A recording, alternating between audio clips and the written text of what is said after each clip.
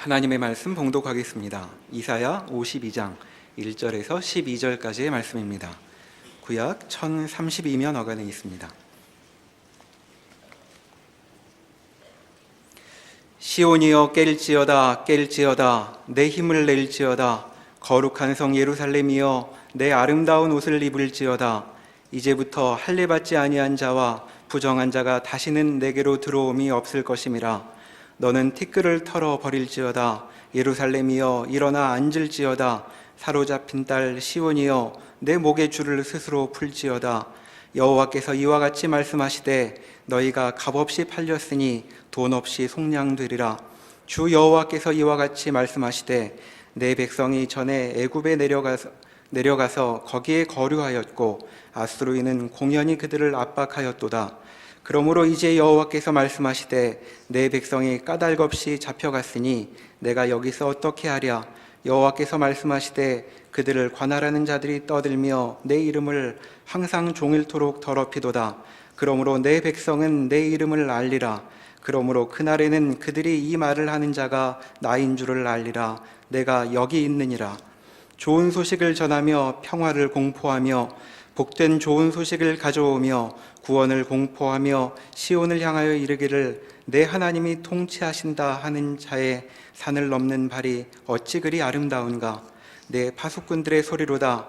그들이 소리를 높여 일제히 노래하니 이는 여호와께서 시온으로 돌아오실 때에 그들의 눈이 마주 보리로다. 너 예루살렘의 황폐한 곳들아 깊은 소리를 내어 함께 노래할지어다. 이는 여호와께서 그의 백성을 위로하셨고 예루살렘을 구속하셨음이라. 여호와께서 열방의 목전에서 그의 거룩한 팔을 나타내셨으므로 땅끝까지도 모두 우리 하나님의 구원을 보았도다. 너희는 떠날지어다 떠날지어다 거기서 나오고 부정한 것을 만지지 말지어다. 그 가운데에서 나올지어다. 여호와의 기구를 매는 자들이여 스스로 정결하게 할지어다. 여호와께서 너희 앞에서 행하시며 이스라엘의 하나님이 너희 뒤에서 호위하시리니 너희가 황급히 나오지 아니하며 도망하듯 다니지 아니하리라. 아멘. 오늘 본문의 7절을 보시면 좋은 소식을 전하며 평화를 공포하며 복된 좋은 소식을 가져오며 구원을 공포하며 시온을 향하여 이르기를 내 하나님이 통치하신다 하는 자의 산을 넘는 발이 어찌 그리 아름다운가 라는 중요한 구절이 나옵니다. 하나님께서 이스라엘에게 구원을 베푸시겠다 라는 약속과 그 소식을 전하는 중요한 증언입니다. 우리가 이사야를 하면서 이스라엘의 역사를 대략적으로 이해한 것 같이 저들은 선민이며 하나님께서 특별히 애굽의 종되었던 자리에서 큰 능력으로 구원하여 시내산에서 율법을 주시고 약속의 땅 가나안에 기업을 허락한 특별한 백성입니다. 그러나 그들은 거기서 하나님을 믿고 사는 신앙 생활을 실패하고 북왕국은 아수르에, 남왕국은 바벨론에 의하여 멸망당하게 됩니다. 그래서 이사야 내내 하나님께서 어찌 내게서 모든 복을 받고 그 많은 역사적 증언을 갖고 있음에도 불구하고 이렇게 나를 배신하고 하지 말라는 짓만 할 수 있는가 라는 하나님의 한탄과 저들의 신앙적 실패에 의한 심판을 우리는 보게 됩니다. 그들은 이방 나라에 잡혀가고 나라는 망하고 성전은 무너지고 바벨론에서 70년간의 포로 생활을 하기에 이릅니다. 거기에 또 하나님께서 그러나 너희의 운명은 이걸로 끝나지 않는다. 실패로 끝나지 않고 너희는 결국 승리할 것이며 내가 너희를 구원할 것이라. 그 이유는 내가 창조주이며 모든 존재와 역사의 주인이며 너희를 내 기쁨과 영광이 되게 하려고 만든 하나님이기 때문이다. 이렇게 됩니다. 그래서 이 말씀은 오늘날 우리 신약 신자들에게 있어서도 하나님의 구원이라는 문제에 대한 이해에 아주 중요한 역사적 배경, 그래서 그 담긴 복음의 이해가 어떻게 그 역사와 이스라엘 민족의 그 증언 속에서 인류 역사라는 커다란 문맥 속에서 그 의미가 무게와 진정성을 가지는지를 깨우칩니다.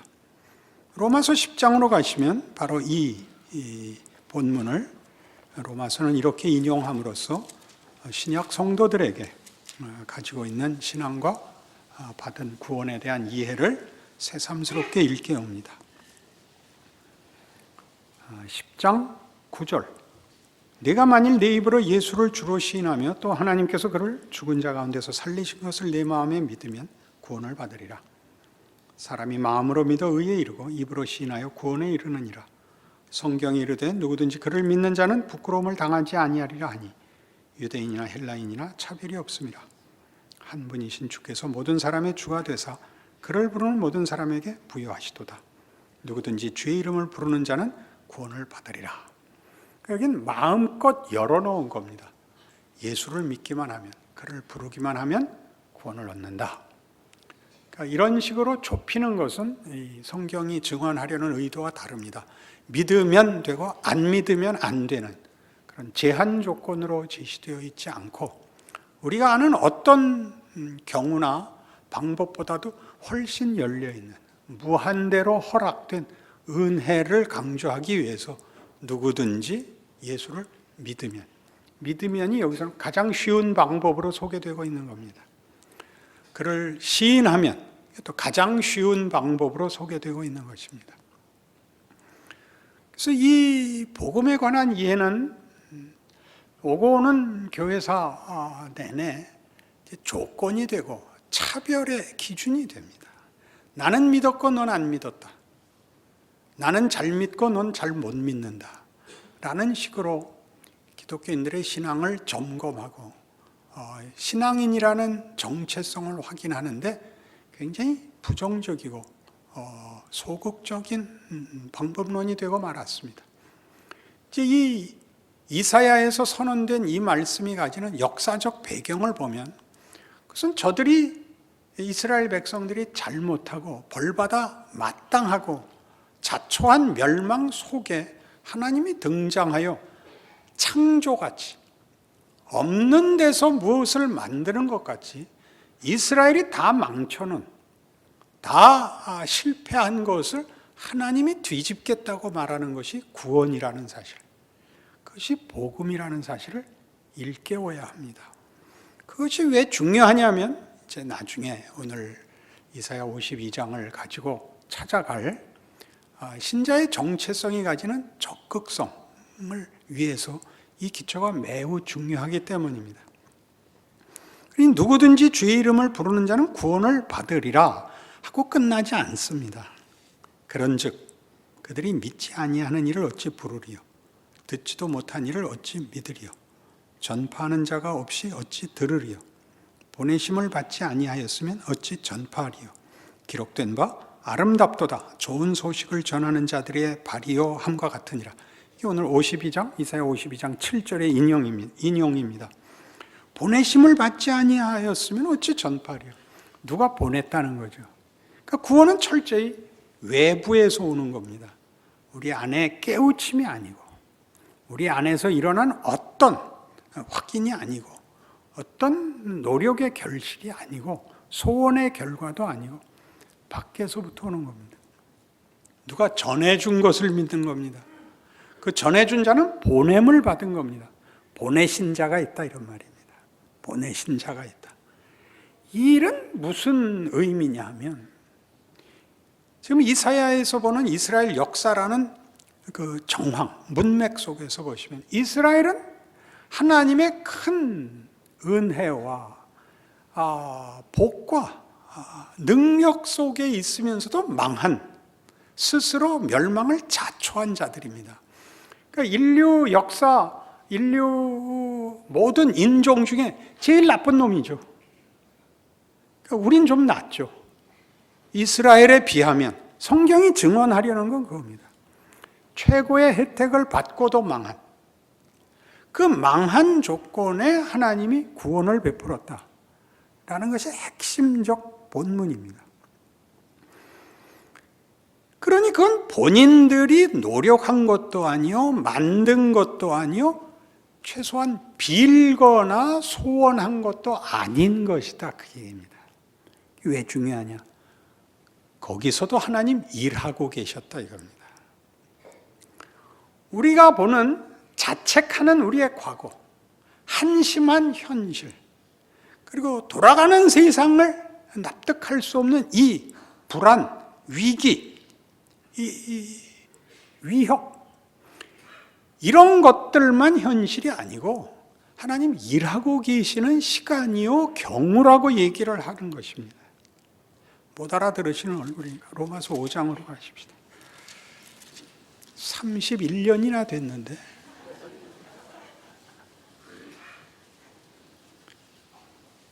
우리 로마서 할 때 많이 인용했던 구절이고 로마서를 이해하는 데 가장 중요했던 구절인 로마서 5장 8절, 우리가 아직 죄인 되었을 때 그리스도께서 우리를 위하여 죽으심으로 하나님께서 우리에 대한 자기의 사랑을 확증하셨느니라.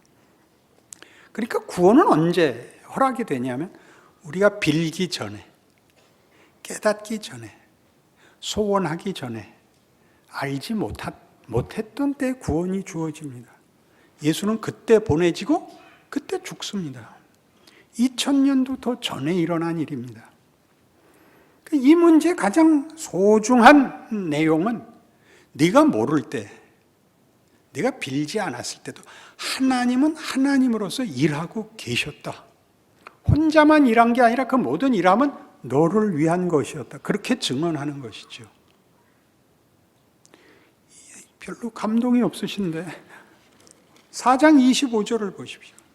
예수는 우리가 범죄한 것 때문에 내줌이 되고 또한 우리를 의롭다 하시기 위하여 살아나셨느니라. 우리가 합의하지 않았을 때, 요청하지 않았을 때, 간구하지 않았을 때 예수는 오시고 죽음에 내어줌이 되고 그리고 부활하십니다. 하나님 일하고 계십니다. 일하고 계셨고 일하고 계시고 일하셔서 그의 창조를, 그의 기쁘신 뜻을 완성하시고 승리하실 것입니다. 당신의 오르심을 당신 혼자 승리하여 자축하는 것이 아니라 목적한 창조를 완성함으로써 찬송을 받으실 것입니다. 그는 일하고 계십니다. 이 부분을 성도들이 자꾸 놓칩니다. 뭘로 좁혔다고요? 나는 믿었고 너는 안 믿었다라는 정체성, 가장 가난한 기준에서 자기를 확인합니다. 긍정적인 정체성에 대한 확인을 할 수가 없게 만들었죠, 스스로. 그러니 잘못하는 것 비난하고 못난 사람 정죄하는 것 외에는 긍정적인 신자된 정체성을 발휘하는 것은 없죠. 하나님이 일하신다. 내가 몰랐을 때도 일하셨다. 그럼 알았을 때는 어떻게 할 것인가? 이게 이사야의 중요한 내용이 되는 것이죠. 우리는 이사야에서 나타나는 이스라엘의 현실, 국가적, 민족적, 역사적 현실을 보고 있습니다. 저들이 어떤 혜택 속에서 어떤 못난 결정을 하여 어떤 자리에까지 갔는가? 이스라엘의 역사며 따지고 보면 인류 역사이죠. 역사의 실패가 반복적으로 드러나는 것은 도대체 무슨 이유 때문에 그럴까요? 하나님이 인간에게 자유를 주셨기 때문입니다. 아주 중요한 부분입니다. 하나님이 인간에게 자유를 주셔서 자신들의 존재와 생애와 기회와 운명을 선택하게 하십니다. 그래서 반복적으로 우리의 선택이 잘못된 것임이 결과되고 확인됩니다. 하나님이 그 일을 하시죠. 그럼 어차피 구원을 베푸시고 하나님께서 승리하실 하나님의 목적이 취소되지 않는 상황에서 이 실패는 무슨 의미가 있습니까? 그러니 우리에게 다시 돌아와 성경이 하는 얘기가 이거죠. 그 실패를 하나님에게 돌리지 말고 이사야에서도 매번 나오죠. 이스라엘은, 야곱은 말하기를 하나님이 내 기도를 들어주시지 않았다. 우리의 고난을 외면하고 계신다. 그딴 소리 하지 마라. 그건 너희가 한 거다. 너희의 선택이다. 그러면 이제 어떻게 할 것인가? 하나님은 너희를 버리지 않을 것이고 너희는 실패했다. 이제 어떻게 할 것인가? 우리의 반문은 당연합니다. 결국 이기실 싸움이라면, 주실 승리라면 무엇 때문에 자유를 주셔서 이 고생을 시킵니까? 이 못난 짓을 감수케 하십니까? 거기에 묻죠. 너희가 선택한 것, 너희의 만족, 너희의 소원, 너희가 한 결정이 만들어낸 것이 무엇인가 보라. 고통뿐이다 이겁니다. 그것이 고통인 이유는 우리의 소원이 잘못된 것이 아니라 우리 존재가 그 소원보다 크기 때문입니다. 우리가 잘 아는 평화, 우리가 잘 아는 승리 갖고는 인간은 만족스럽지가 않습니다.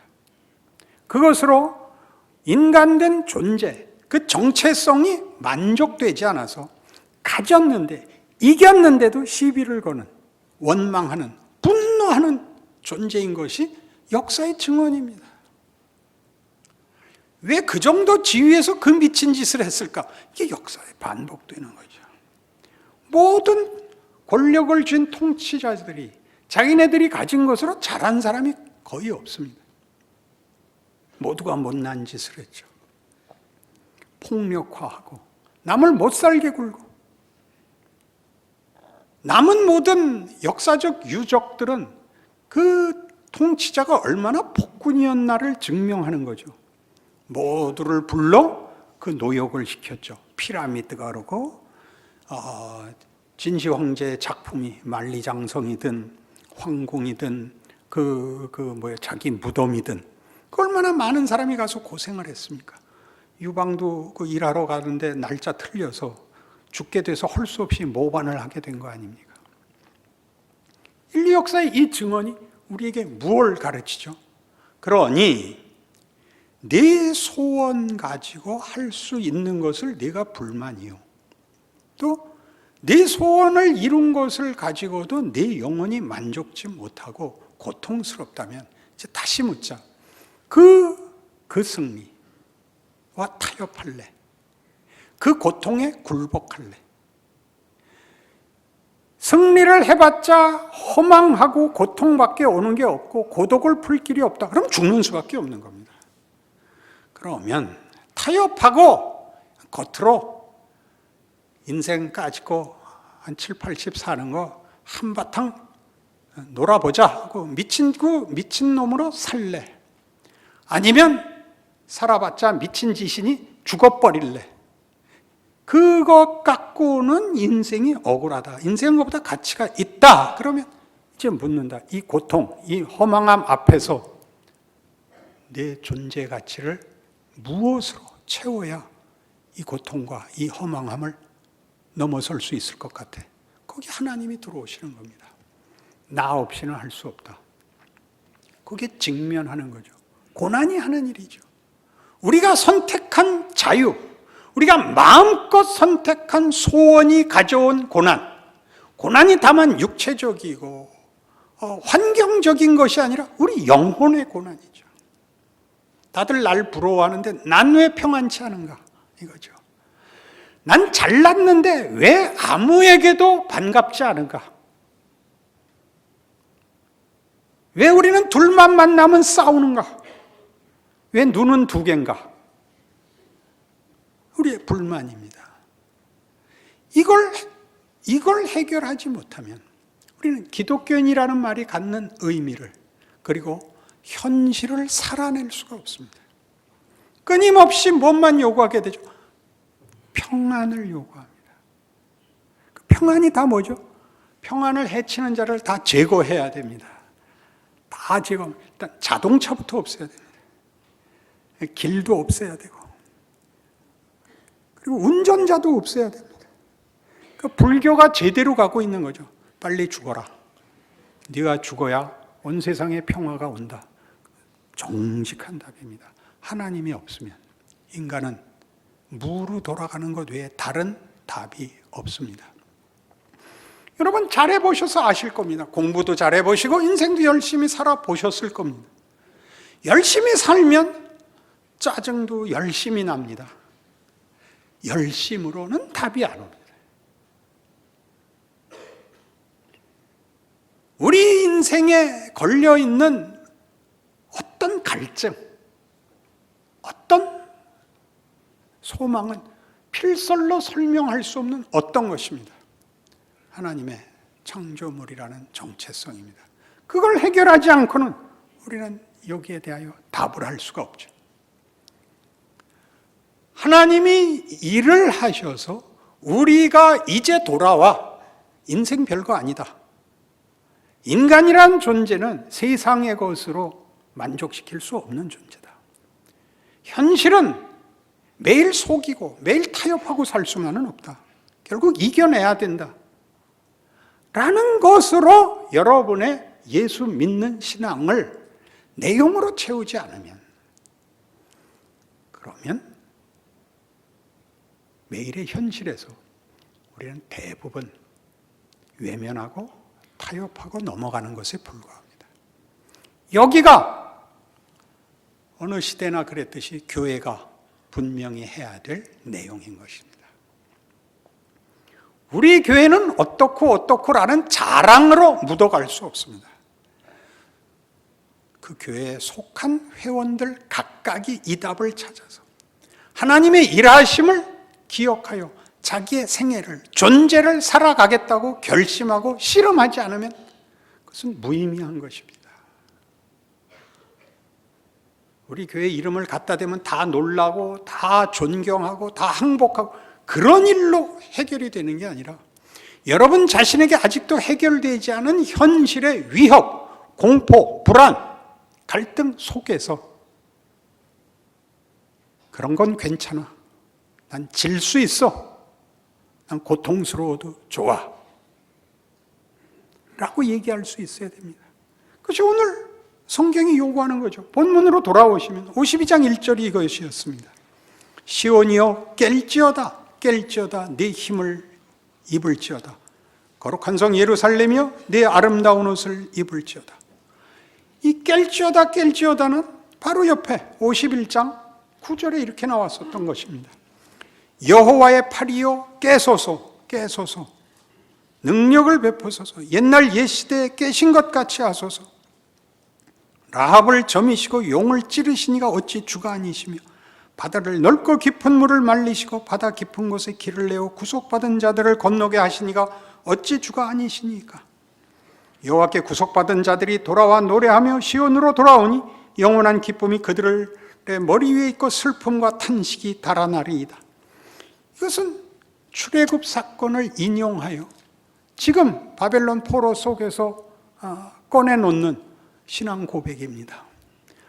50장에서부터야 비로소 하나님의 이 일하심 속에서 이스라엘의 실패와 심판과 포로와 하나님의 구원과 꾸중과 위로 속에서 이 답이 나오기 시작을 합니다. 50장에 가보실까요? 50장 4절. 주 여호와께서 학자들의 혀를 내게 주사 나로 곤고한 자를 말로 어떻게 도와줄 줄 알게 하시고 아침마다 깨우치시되 나의 귀를 깨우치사 학자들같이 알아듣게 하시도다. 주 여호와께서 나의 귀를 여셨으므로 내가 거역하지도 아니하며 뒤로 물러가지도 아니하며 나를 때리는 자들에게 내 등을 맡기며 나의 수염을 뽑는 자들에게 나의 뺨을 맡기며 모욕과 침뱉음을 당하여도 내 얼굴을 가리지 아니하였느니라. 이렇게 든든해지는 겁니다.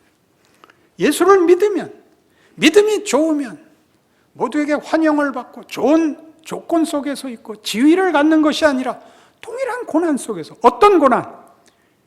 인류가 끊임없이 반복하여 하는 결정들, 하나님 없는 곳에서 찾는 복, 승리, 그것 때문에 일어나는 갈등, 원망, 보복, 폭력 속에서, 그 환경, 그 현실 속에서 하나님의 일하심을 믿고 하나님이 만드시는 구원을 나에게 이룬 자로서 외적 환경과 도전에 대해서는 흔들리지 않는 자로 고난을 감수하며 고난 속에 서며 고난 속에 있는 자들을 찾아가는 하나님의 손길이 되기로 하는 것입니다.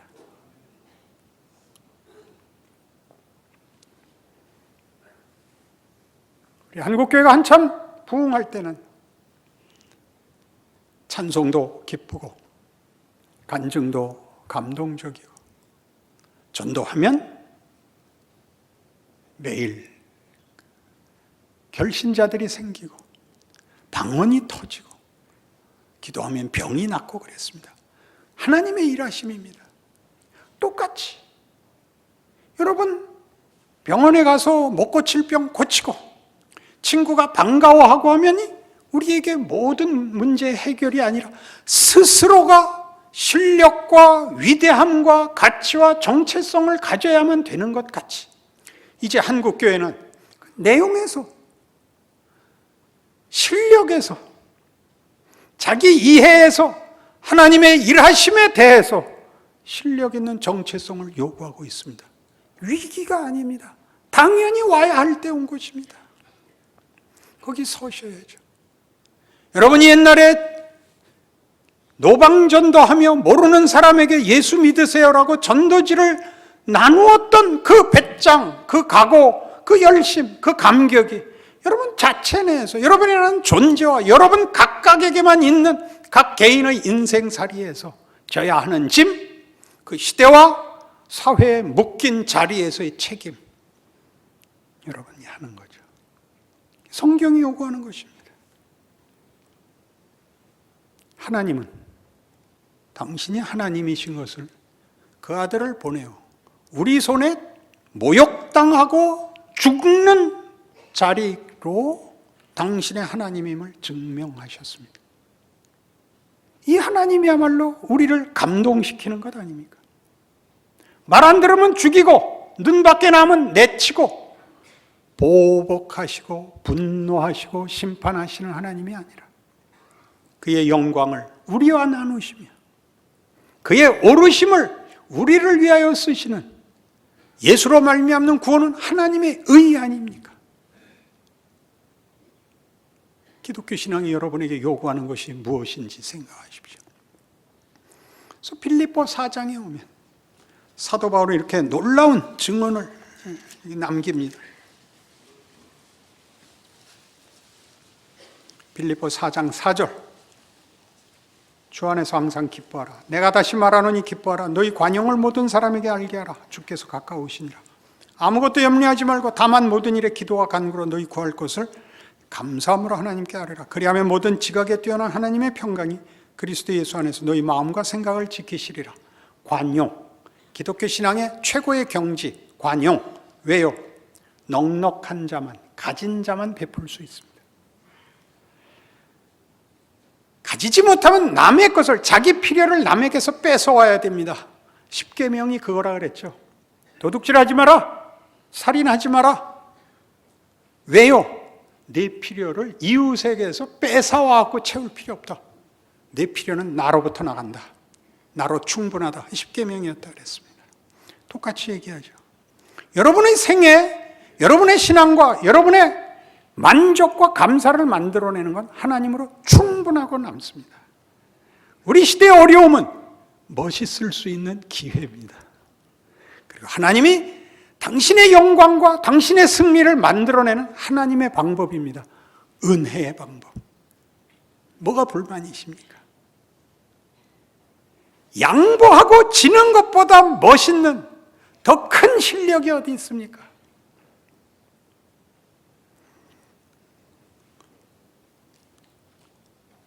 목사들이 축구 시합을 하면 아무도 심판을 못 봅니다. 그게 진리기 때문입니다.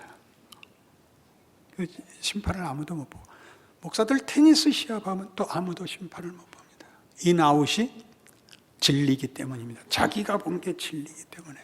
둘 다 지는 날에는 사탄이 되니까 순교를 각오하죠. 우린 그렇게 안 칩니다. 우린 상대방이 우기면 다 받아줍니다. 그래봤자 지는 겁니다. 지면, 그렇게 양보하고 지면 저쪽에서 밥 삽니다. 돈은 우리가 내죠. 이게 멋있는 길입니다. 이 에피소드 속에 숨어 있는 멋있는 말 찾기, 그런 시합 한번 합시다. 인아웃, 상대방의 요구 받아주고, 지고, 밥 사고 돈 내고, 밥은 저쪽이 산 겁니다. 돈을 우리가 냈지. 이게 기독교인의 현실입니다. 기회입니다. 왜 마다하겠습니까? 그래서 이게 그 다음 어디로 넘어가나 보십시오. 8절 끝으로 형제들아, 무엇에든지 참되며 무엇에든지 경건하며 무엇에든지 오르며 무엇에든지 정결하며 무엇에든지 사랑받을 만하며 무엇에든지 칭찬받을 만하며 무슨 덕이 있든지 무슨 기림이 있든지 이것들을 생각하라. 문제를 해결하는 얘기는 하나도 없습니다. 모든 경우에 너희는 성도다워라, 이렇게 되어 있습니다. 너희는 내게 배우고 받고 들은 바를 행하라. 그리하면 평강의 하나님이 너희와 함께 계시리라. 이 너희는에다 여러분 이름을 써놓으십시오. 나는 물론 박영선 목사입니다. 그러나 다음번 성경을 사거든 너희는에다가 친구 이름 쓰시고 나는에게다 여러분 이름 쓰십시오. 그게 여러분의 생애가 돼야 됩니다. 여러분, 내게 배우고 받고 들은 바를 행하십시오. 그게 교회사 내내 인류에게 주어지는 하나님의 임재입니다. 격려고 복입니다. 여러분의 인생이 그렇습니다. 너희는 내게 배우고 받고 듣고 들은 바를 행하라. 그렇게 말하는 존재로 서 있다는 사실을 기억하여 여러분의 현실을 사십시오. 각자의 인생을 사십시오. 하나님이 여러분 개인을 통하여 하시는 기적과 명예를 보시는 실력 있고 위대한 인생을 살아내시기를 바랍니다. 기도하십시다. 하나님 아버지 은혜를 감사합니다. 하나님, 우리에게 깨우시며 일으키시며 영광으로 입히시는 것 같이 우리도 하나님을 깨우며 하나님의 사람이라 선언하며 우리 인생을 살기로 약속합니다. 우리 인생이 일어나는 어떠한 경우, 어떠한 일에도 우리는 물러서지 않겠습니다. 하나님의 사람으로 서 있으며